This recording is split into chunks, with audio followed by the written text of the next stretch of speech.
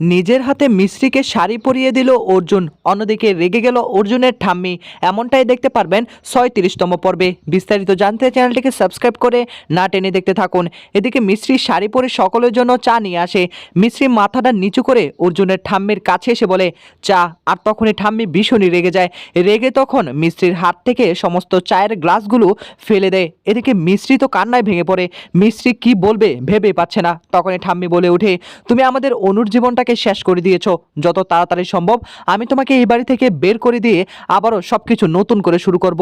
অনুর সঙ্গে আবার অর্জুনের আমি বিয়ে দিব। আর এই কথা শুনে মিস্ত্রি আরও কান্নায় ভেঙে পড়ে। এই বলেই তখন ঠাম্মি সেখান থেকে চলে যায়। তখনই সেখানে চলে আসে অর্জুন। অর্জুন এসে মিস্ত্রির কাঁধে হাত দেয় আর তখনই বলে, আমি জানি তুমি সামলে উঠতে পারবে। এখন থেকে শুধুমাত্র তুমি নিজের চিন্তা করবে আর আমি আমার চিন্তা করব। তোমাকে আর কারো কথা ভাবতে হবে না। এ বলে তাকে সোফার মধ্যে বসিয়ে দেয় অর্জুন।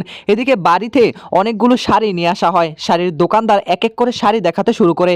অর্জুন তখন মিষ্টির দিকে তাকিয়ে বলে, আমি তোমার জন্য একটা শাড়ি পছন্দ করে দেই। এ বলে তখন অর্জুন একটা শাড়ি নেয়। এই শাড়িটা নিয়েই তখন মিষ্টির মাথায় সেটাই দিয়ে দেয় আর তখনই বলে, মা দেখো তো এটা কেমন হলো, মিষ্টিকে মানাচ্ছে তো? তখনই অর্জুনের মা বলে, বাহ কত সুন্দর লাগছে। এদিকে মিষ্টিও মুচকি মুচকি হাসতে থাকে। আর এই সব কিছু দেখে অর্জুনের ঠাম্মি তো ভীষণই রাখতে শুরু করে দেয়। তো বন্ধুরা, এই ছিল আপডেট। নেক্সট আপডেট পেতে চ্যানেলটিকে অবশ্যই সাবস্ক্রাইব করে রাখবেন। ধন্যবাদ।